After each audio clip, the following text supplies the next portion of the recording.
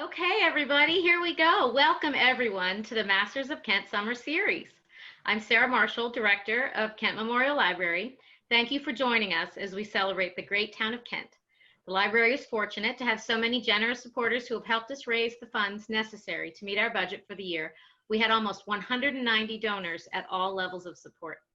Since we can't have a party, this series is our way of thanking you for pitching in. We're offering 6 fabulous programs, all free, from some of our local luminaries that showcase the variety of interesting and talented people we have in our precious town. Of course, we are always happy to receive any donations you feel compelled to share. We are so grateful to all the friends of the Kent Memorial Library. Helping us tonight is our technology point person, Amanda Myers. Please let us know if you have any tech issues, and we will try to resolve them. Housekeeping items. Please mute and hide your videos. Amanda mentioned that. You'll get the best presentation that way.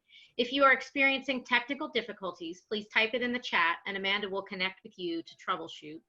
We will save time at the end for Q&A. And if you have a question, please type your question in the chat and we will ask the question on your behalf. And we will unmute everyone at the end of Q&A for some applause for our fabulous guests. Tonight's program is The Ultimate African Safari, a conversation with Dennis Pinto and Joy Phelan-Pinto, proprietors of award-winning Mikado Safaris. Forbes magazine called Mikado Safaris the Rolls-Royce of the safari world, and the library invites you to join a conversation with the owners of Mikado to hear why the splendor of Africa's rolling savannas should be next on your bucket list. With its breathtaking wildlife and awe-inspiring beauty, a safari has always been high on everyone's list, but even more so today, given the splendid isolation of continent that has been remarkably untouched by COVID-19. Dennis Pinto was raised in Kenya, and his parents, who live in Nairobi, with his parents who lived in Nairobi overseeing the company, they invite every safari guest to their home to share a meal. Dennis and Joy will take us on an incredible journey throughout the great game parks of East and Southern Africa, sharing their favorite insider safari places and experiences. We'll see you next Wednesday, July 29th at 7 o'clock when the Masters of Kent returns with Song Stories, not story songs, with songwriter George Potts. But will you all first join me in welcoming Dennis and Joy Phelan-Pinto for their stories about Mikado Safaris.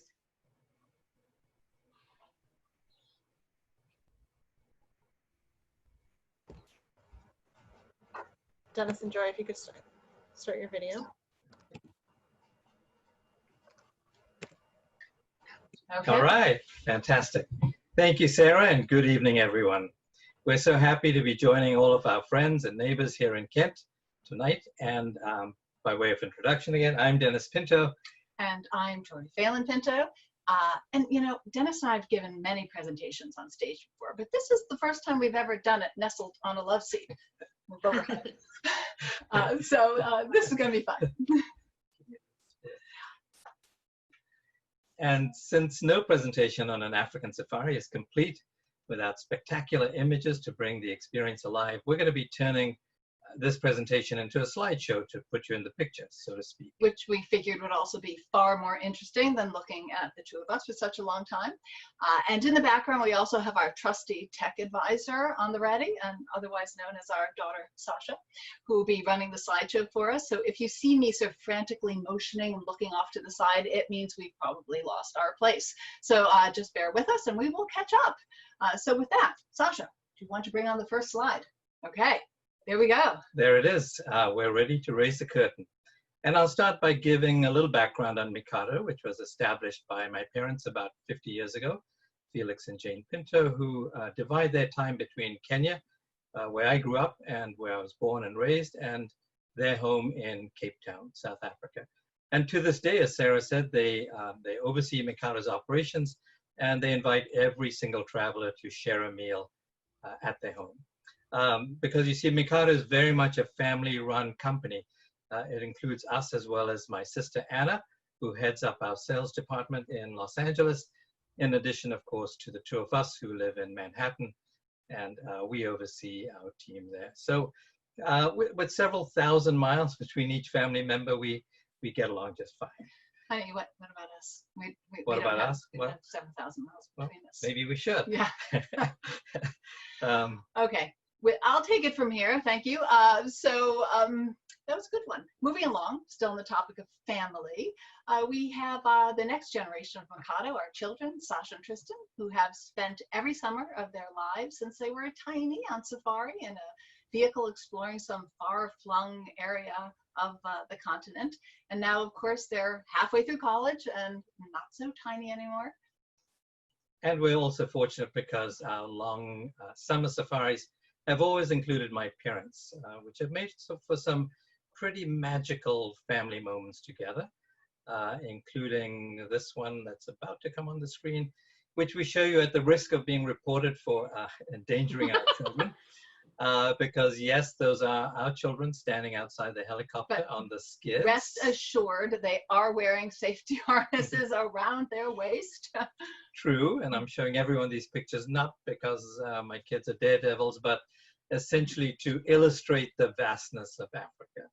And because we'll start this presentation, I think it would be good to address the elephant in the room, which is that everyone is probably wondering what's happening in Africa with regard to coronavirus. And the answer will probably leave you flabbergasted. Most people don't realize that Africa has had the fewest deaths and the least number of cases of any country or region in the world. It's a wonderful but completely baffling situation, even for the experts.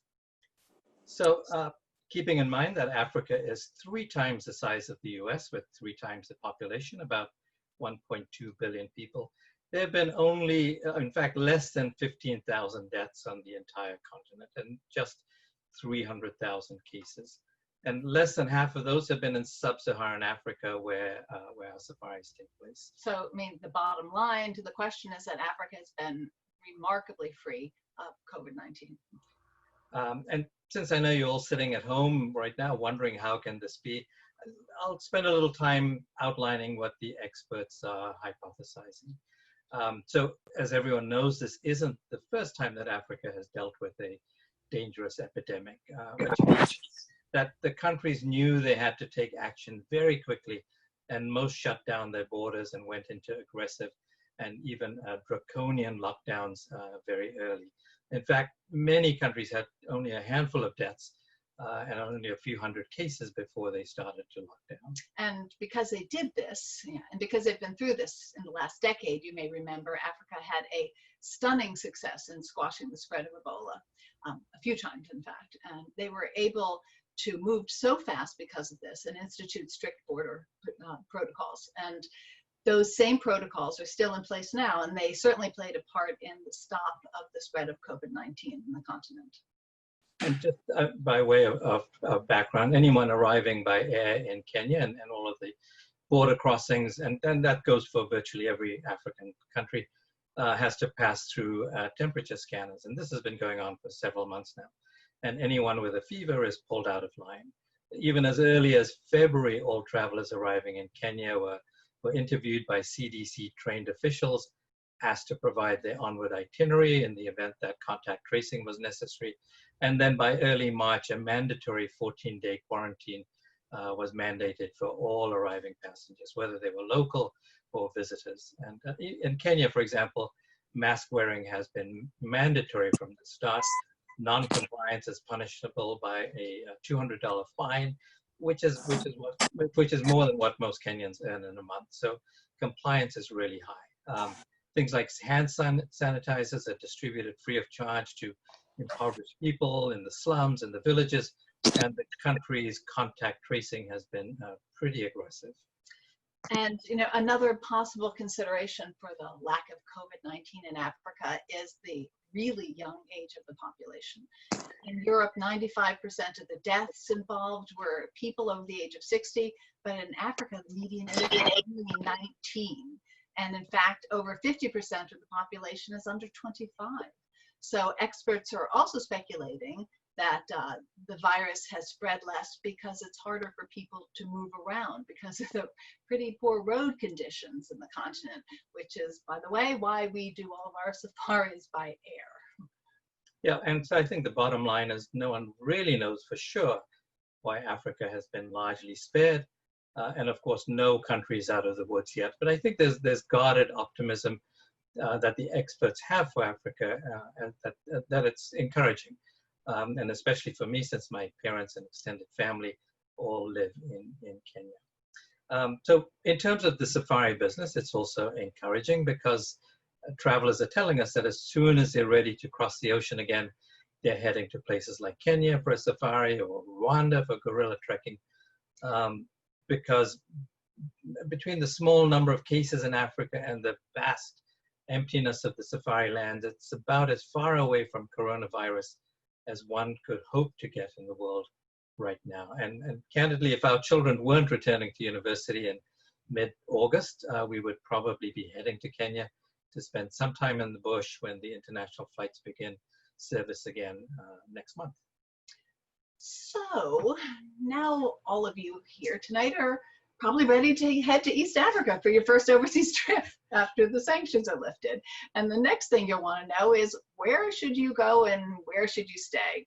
So changing gears here a little bit, we're delighted to share a few of our family's favorite safari properties, as well as tell you about some of our favorite activities in the bush. It's also worth mentioning that in light of the era of COVID-19, we've developed a special set of safari programs where you and friends and family can take over an entire property and be the only people there, aside from, of course, a highly restricted number of staff with whom you'll have minimal contact. So we're showing you some of the private homes and ranches that are located in the best possible game viewing areas, which guarantee a superlative safari experience in every way. And so we'll start by telling you about one of our very favorites, which is Old Yogi in Kenya. So, imagine being the only people on a 60,000 acre ranch with giraffes in your backyard and huge herds of zebra, plains game, lion, leopard, rhinos in the surrounding plains, because that's what you're going to find at Old Yogi. For many decades, it was a private home of the famous, or perhaps we should say infamous, French art dealer Alec Wildenstein and his wife Jocelyn. And when we were there a few years ago, the place absolutely knocked our socks off. I mean, it's complete with Lalique crystal statues and stained glass windows.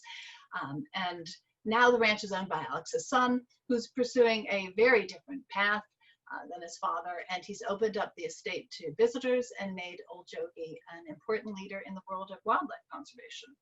Yeah, and I think, as you might imagine, this place offers everything from the Wildenstein's longtime family chef and the estate's major domo with his very interesting stories, to endless acres of bush for game viewing. I mean, truly incredible game viewing there. Our family's favorite place was a secret tunnel that led under the lawn to a subterranean hide at the waterhole across from the dining room, where we spent every spare moment with giraffes and gazelle, who had no idea that we were so close.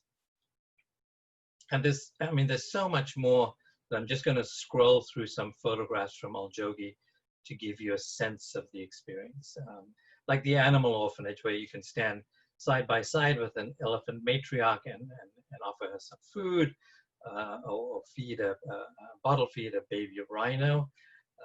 And the lodge also runs a bloodhound training program for the community, and guests are invited to try their hand at hiding from the bloodhounds. But of course, the bloodhounds will always track you down, and they will always win the game. So after running with the bloodhounds, those are our children, not us, you will need a good steam bath and a massage at the hammam, followed by a dip in their quite spectacular swimming pool. Yep. So I think while we could talk for hours about Old Yogi, and we have certainly many great stories there, we should probably move on to another favorite, which is a private home called Arijiju. And there's a prize if you know how to spell that.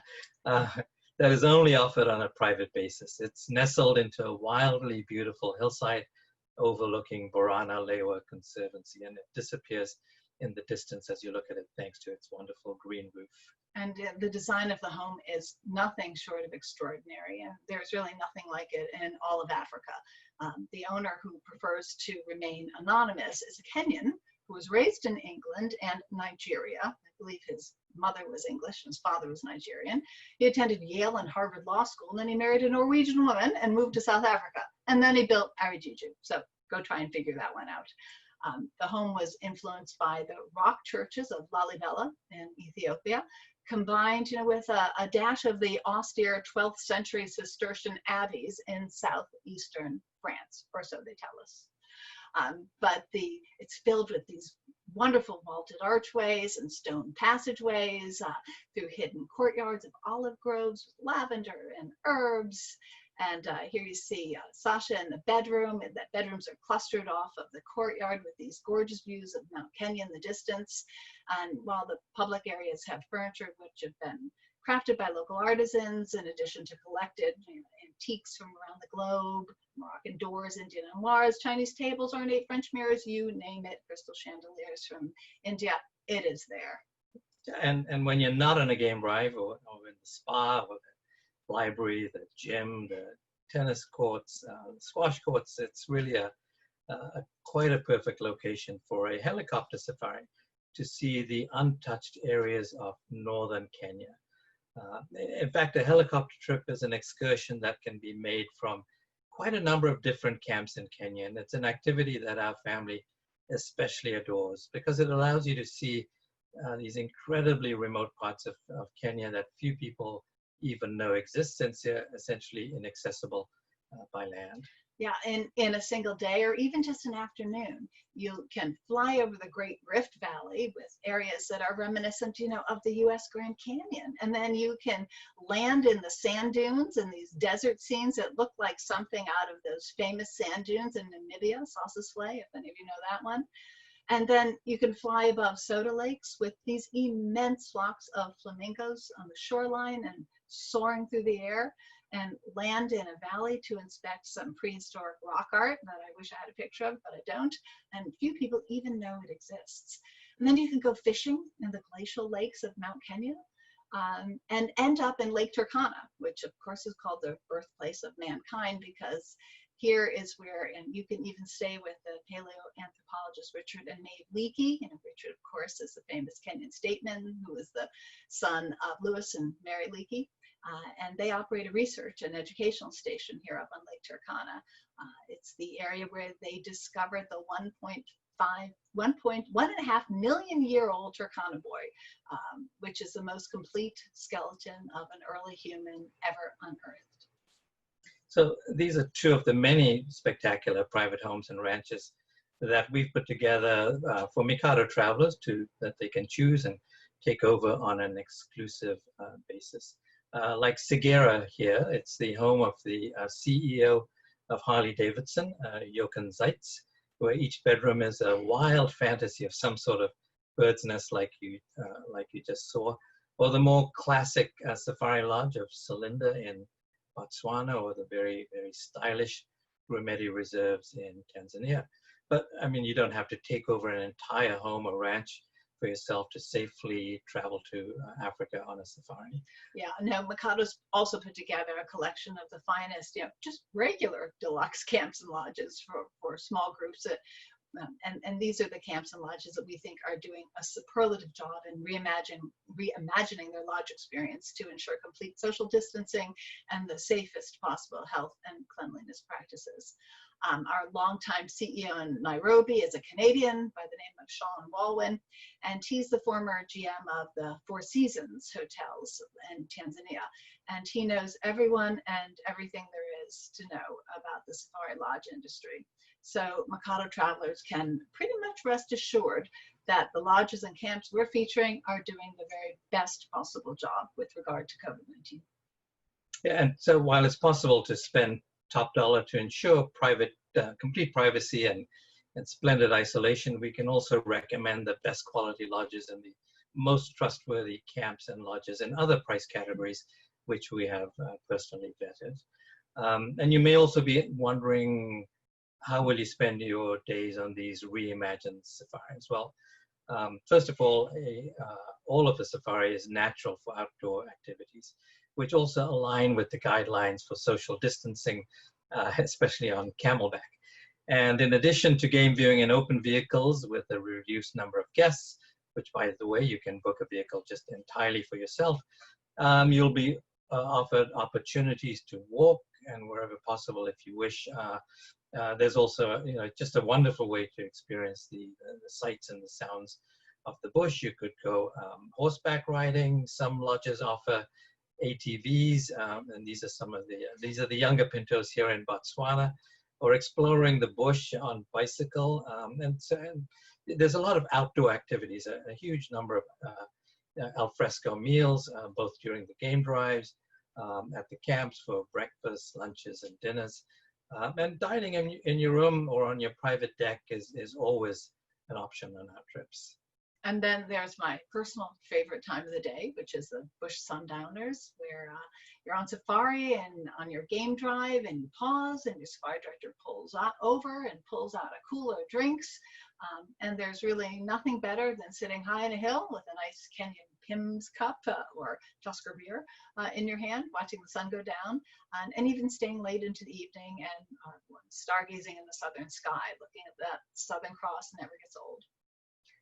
We should also mention that unlike most safari companies, every Mikado safari is accompanied by one of our top-notch safari directors, and their job it is to not only show you the wonders of the bush, but all of these safari directors have, in the last 3 months, have undergone rigorous COVID-19 health and procedural training to understand and enforce all of the necessary protocols in every camp along the way. So they'll be traveling with you, taking along huge supplies of disinfectant spray and wipes and gloves and masks and everything they need. They will also be the advocate of Mikado guests to ensure that all of the protocols are carried out to the letter, both in front of you, the guests, as well as most frequently behind the scenes. So now we've come to our favorite part of every Mikado presentation, and that's when we talk about the wonderful work of our nonprofit arm, America Share, which operates out of a community center in the Mukuru slum, which is on the outskirts of Nairobi. And it's an aspect of Mikado that our travelers fall absolutely head over heels in love with when they visit our community center at the end of their safaris. But unfortunately, those visits will probably not take place in the coming year due to COVID-19, but we'll tell you all about them. It all started during a different pandemic, the AIDS pandemic, of course, some 35 years ago, when there were 13 million AIDS orphans in sub-Saharan Africa. And an entire generation of parents were dying of AIDS, leaving behind millions of children with no one to care for them. And since school is not free in most African countries, plus children cannot attend if they don't own a uniform, AIDS was also creating a generation of uneducated and illiterate children who would be completely unemployable as adults, thus completing the cycle of extreme poverty. And at the time, a Mikado employee from our New York office, Lorna McLeod, was in a shopping center in Nairobi, watching a little boy go from car to car holding a letter. And when he got to Lorna, the letter said that he was looking for money to buy a school uniform, and if he got the school uniform, the headmaster would accept him into the school. And I think, like many of us, Lorna reached into a handbag and gave him the $10 or whatever he was looking for to purchase a school uniform. And the little boy just stood there, and he burst into tears, and he said, "God bless you," and he walked away. And at that moment, Lorna realized that Mikado could be the perfect bridge to connect some of the richest people on the planet, essentially all of us, to some of the poorest children on earth, those 13 million AIDS orphans. And so that bridge was formed, and we called it America Share, which is our nonprofit arm that we started some 35 years ago. It operates, as Joy mentioned, out of this center in Nairobi's Mukuru slum, and it has essentially been built through the generosity of Mikado travelers. We also have a one-for-one program where we send children to school for every traveler who goes on a safari with us, and we also have a school sponsorship plan. And between the two programs, literally thousands, tens of thousands of children from Mukuru have been educated all the way from kindergarten through university, and the vast majority of them have successful careers and now giving back to the community themselves. And these educations have been funded, as Dennis mentioned, by Mikado Travelers, who sponsor a child, and they form relationships with these children.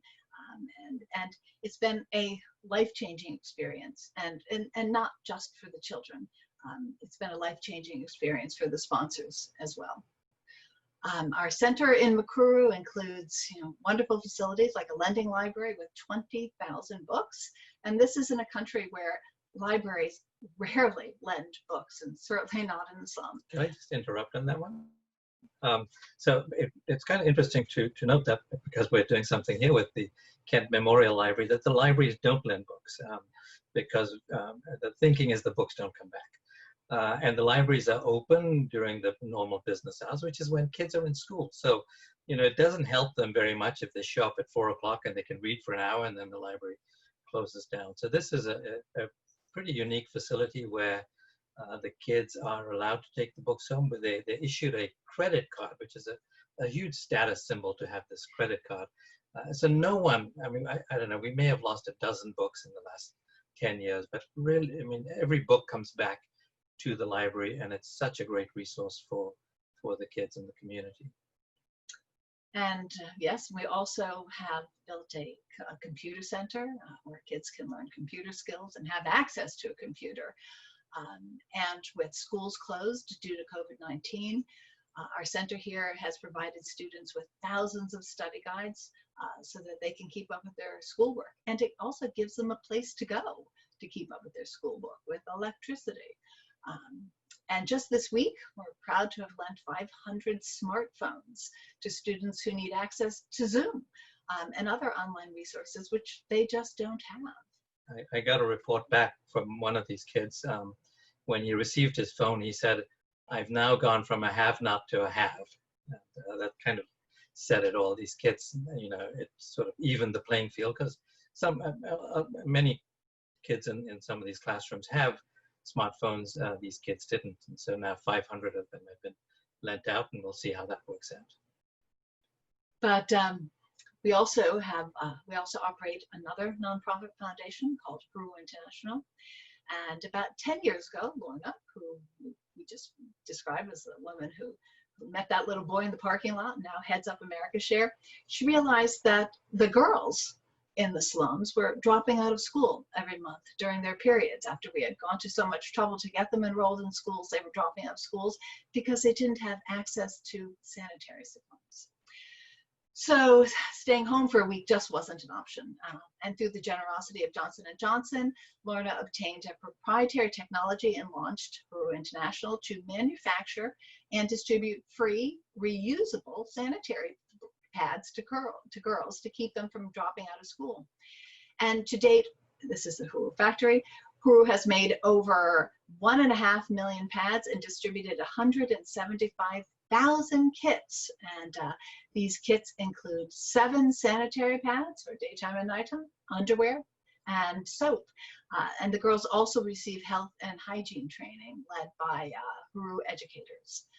So just imagine that's 175,000 girls who didn't drop out of school every month. And all in all, this is going to have a life-changing effect on the Makuru community down the line, to have all of these girls graduating from high school.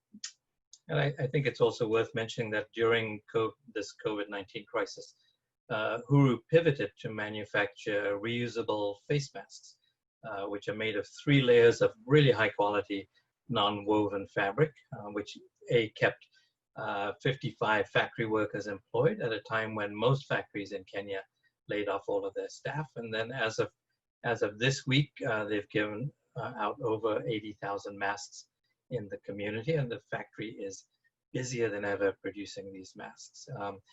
America's Share also launched an emergency food program on the advice of our social workers, who've been keeping track of the community and reporting some heartbreaking hardships just because people are now unemployed. And so families are provided with a month's worth of staples like maize, beans, flour, cooking oil, etc. And I just wanted to, we get lots of feedback from the recipients, but I wanted to share with you a letter from a young woman whose parents have both lost their jobs due to COVID-19, and read to you what she wrote. So, quote, when I was told to come and pick up the food, I did not have high expectations, but what I received really shocked and surprised me.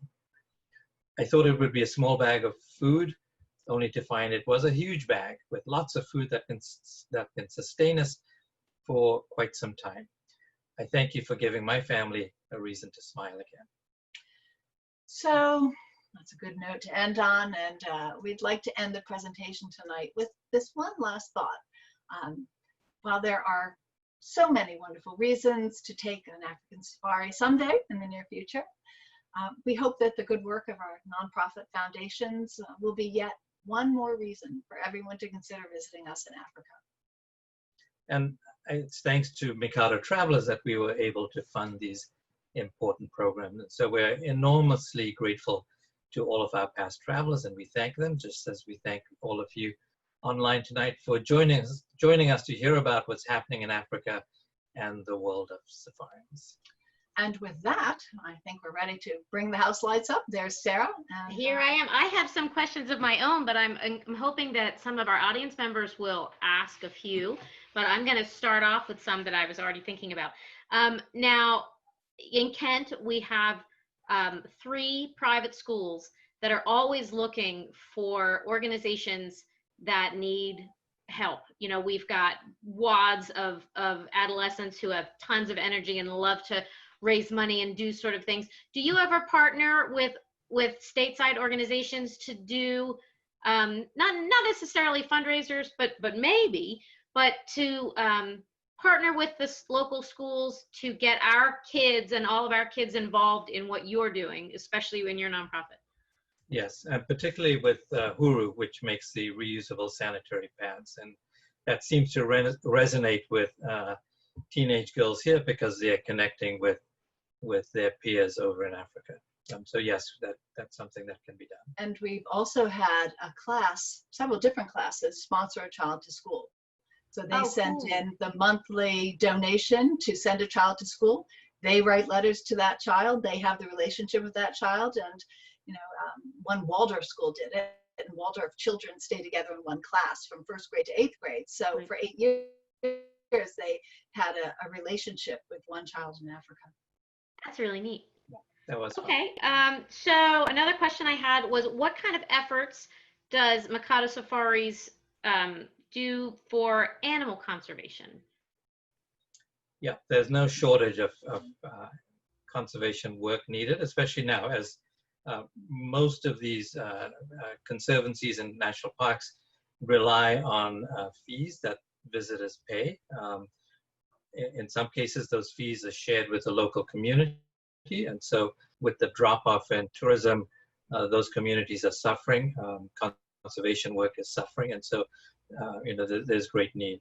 So we partner with many organizations as part of our fundraising endeavors to support you know, people like Daphne Sheldrick and others. Daphne raised, the late Daphne Sheldrick raised baby elephants that have been orphaned, and and one can go and visit her work and see what's going on there. So yeah, there's if someone's interested, we have long lists of really worthwhile causes in Africa. But as I heard Dennis say before, 35 years ago when he started Mikado Safaris, nobody was doing any AIDS work. It was something that just wasn't spoken about, especially not in Africa. So that's where they saw the largest need, all of these 13 million AIDS orphans, and that's where we focused our own in-house organizational help. All right, neat. We have a question from Jacqueline Fritzinger, and she says, how from Africa did you discover Kent? I'm guessing you probably discovered Kent via New York, but how did that connection happen, Africa to Kent? Yeah, well, I want to hear this version. Yeah, I want to hear what the story's going to tell you. There are a few versions here. I had a house in Roxbury, and then looked to come to Kent, and met probably the most fascinating person I know in Kent, Don Connery and his wife Leslie. And so we rented their house for many years, and then we we purchased their house from them. And so, yeah, that's... So somewhere along the line, I was a client, and Dennis came selling his safaris to the tour operator I worked with in New York, and the movie Out of Africa had just come out. He had a house in Kent. I married him. She married me for the house in Kent. I married him for the house in Kent. Well, I would say I would pretty much marry anyone if I could live with the Connerys. I'm lucky to live next door. Those are the neatest people that are in this town. Really They're fabulous. Okay, so this is a very specific to Kent Memorial Library question. You might know about our book sale. We always have extra books. Would that be something that we could package up for you, or is that too heavy? That's what we've run into. Right. There's always been an issue where we have these books and nobody necessarily wants to buy them, and we can't store them. Right. But then there's issues with shipping them. How do you do that? Yeah, we actually don't. And what we've done in the past, we've shipped a couple of containers over there. What we're seeing, and one of the things about that credit card, it gives us really great access to what books are being used, how long they're being used for, etc. And the greatest need is not so much for the kinds of books you have in the Kent Library, but for school books. So we have, vast majority of our books, textbooks, which are loaned out to the kids. Right. Okay, interesting. Let me see. What was your other question? Oh, so besides the animals, the wildlife, and the scenery, what do you miss most about Africa when you're here in Kent or in New York or stateside in general? What are the maybe foods or lifestyle things? What do you miss when you're back here in the States? All right, you want me to answer that? Well, other than your parents. There's a lot of similarity between Kent and Africa. I often wake up here with the sound of birds early in the morning.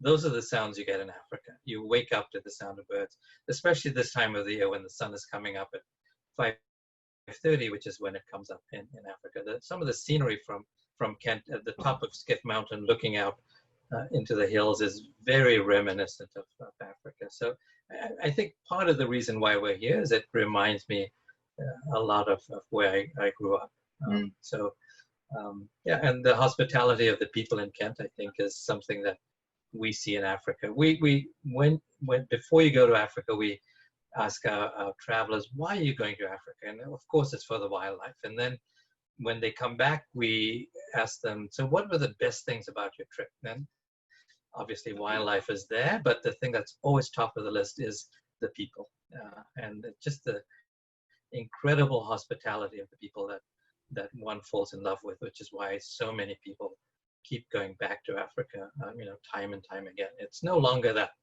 once in a lifetime bucket list trip. Many of our travelers return every few years. So I'll tell you what I miss, and it's the endless view. There are very few places on earth where you can sit and just see forever in every direction, nothing in the way. Endless savannas, enormous skies, a huge canopy of stars overhead, nothing to block your eye on the savannah. It's just spectacular, splendid isolation. And I think that's what I dream about. And living in New York, we don't hear the ambulances going by. Yes, you have to be reminded that there are stars, I'm sure. Let's see, we have one from Salome. It says, for those of us who may only do one safari, how do you find the balance between getting to know an area more deeply and traveling to multiple places to get an overview? That's an interesting question. Yeah, that's a good question. So it's hard, but I think what we try and do is to expose you to different areas of let's say Kenya, for example, or South Africa, Botswana, wherever it is that you're going, to expose you to different areas of the region.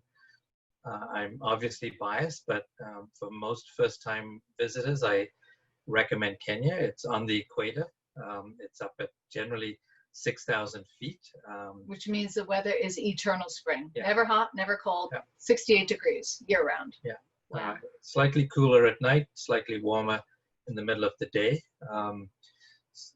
very few bugs. I mean, we get candidly more bugs in a night in Kent than we do in a month in Africa.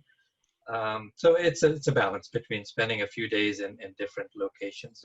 We go from dense forest to open savannas to desert to mountains. Mount Kenya is 17,000 feet, so it's 2,000 feet lower than Kilimanjaro. So there's just an incredible amount of just natural scenery. We have the Great Rift Valley, which starts off in Lake Baikal in Russia and goes all the way to southern Africa, like the Grand Canyon. So pretty spectacular scenery. And as Joy mentioned, great big flocks of flamingos and bird life. You can go out in a morning and see 100 different species of birds. But, you know, to try and hone down on your question, it's a really hard thing to answer. So what we've designed, what we call our classic safaris, which are 2 to 3 nights in each place.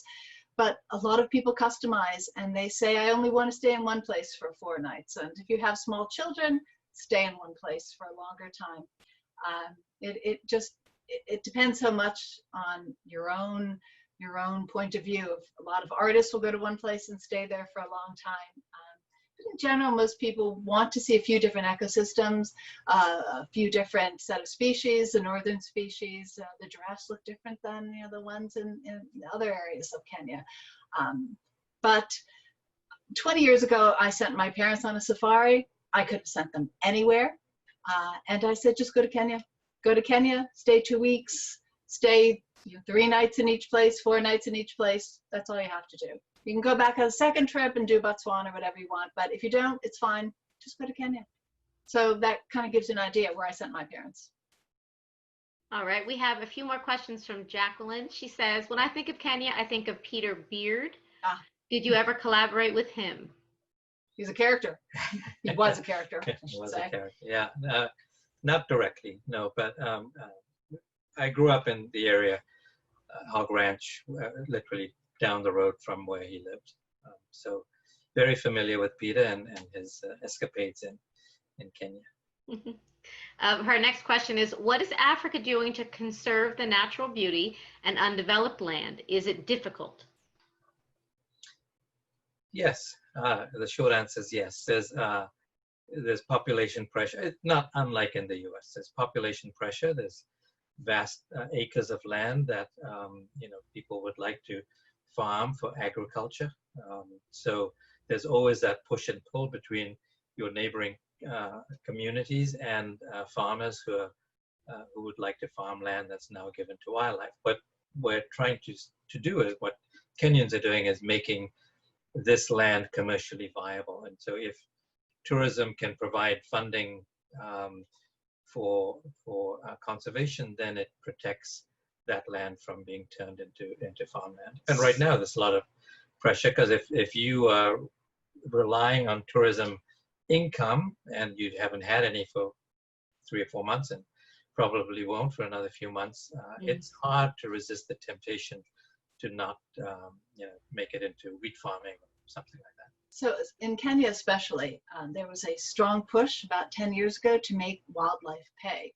So Maasai farmers, Maasai pastoralists, who would normally bring their cows, because the Maasai feel that every cow on earth belongs to them, would normally use these pastures, these savannas, to graze their cows, realized that bringing travelers and tourists on safari on their land gave them much more of a greater income.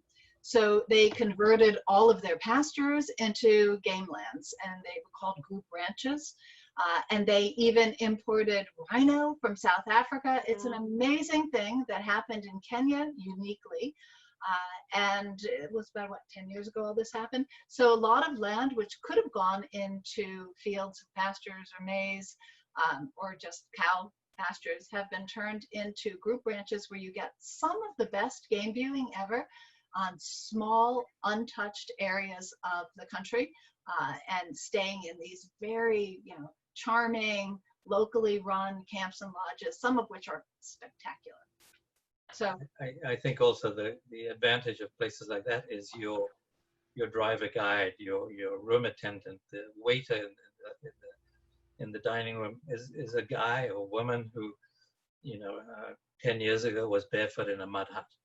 I mean, just to spend time with people like that and listen to their upbringing, how they've transitioned to what they presently do, how they go home, they're dressed like we are today, and then they go home on vacation and they dress in very traditional clothing. And so it gives you as a guest. They go home on weekends and they put on those red robes that you see the Maasai wearing. That's just not for tourists. That's what they wear.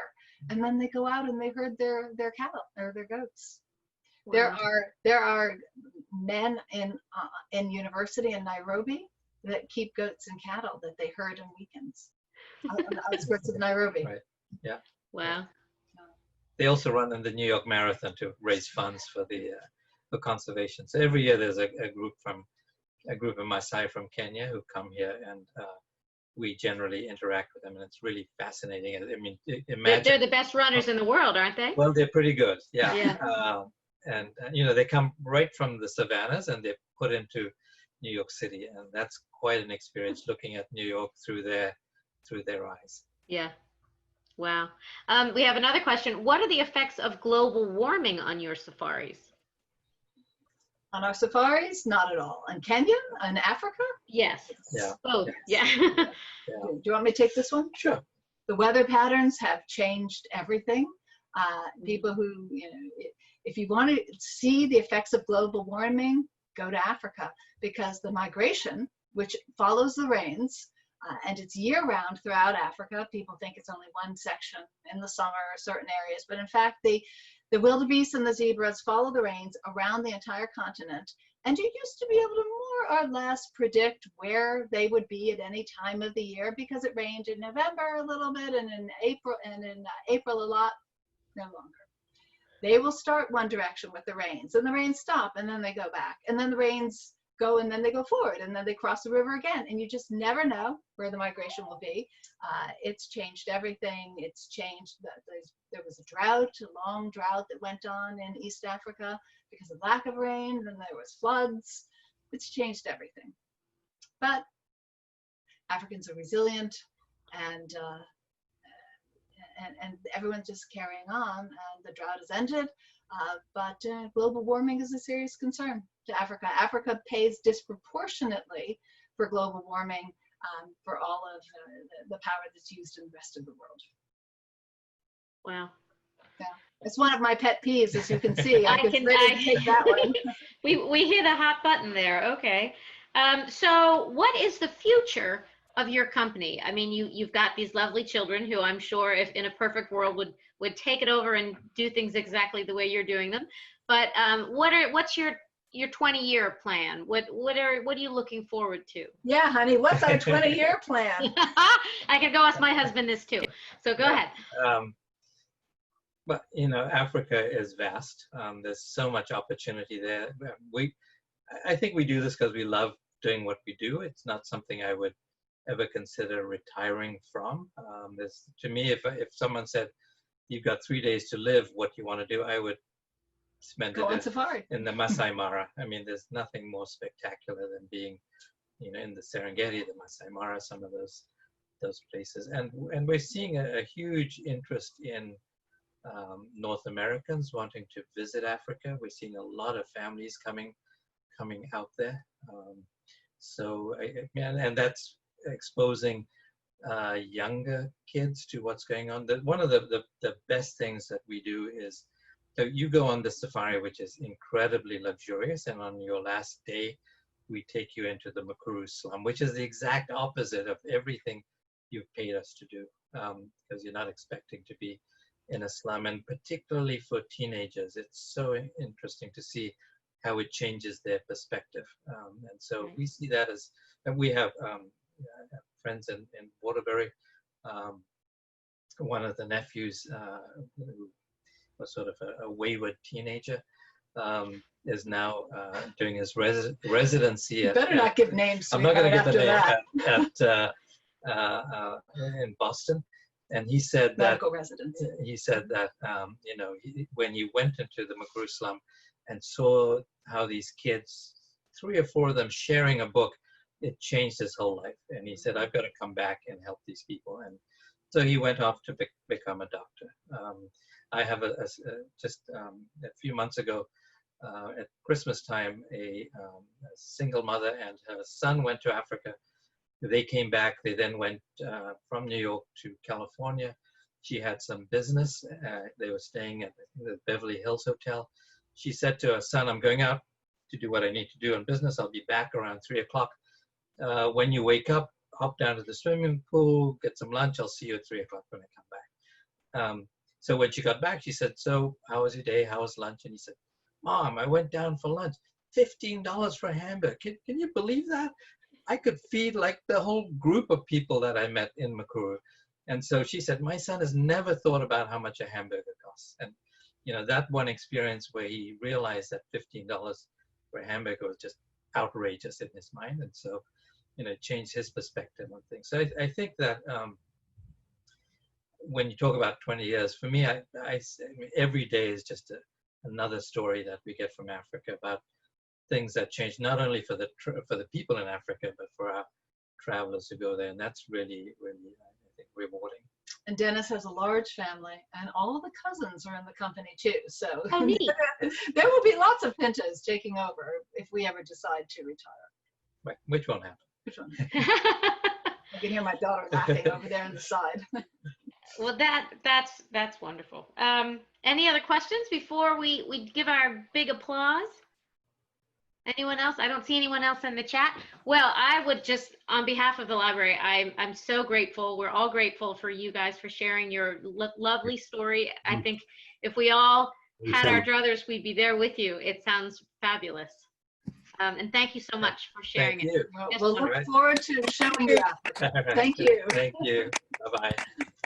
Bye-bye. You can wave to some of your fans. They're all There you pumped. go. Hello, everybody. Bye. Bye. Thank you. Thank you. All right, Thank you. Bye-bye, everyone.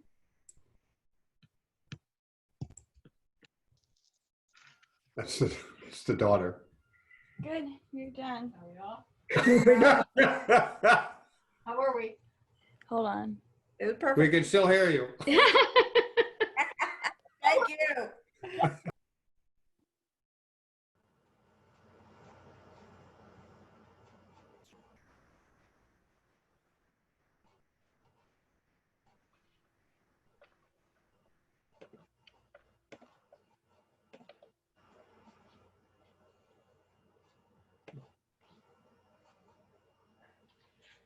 Hey, Lucy, are you there?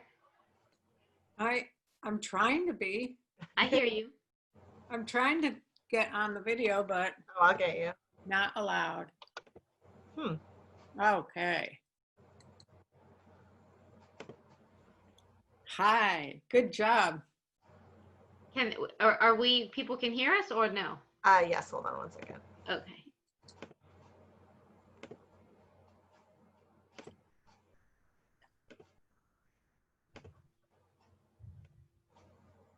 Just in time, the storm's coming, and sometimes that really messes up our Wi-Fi. You.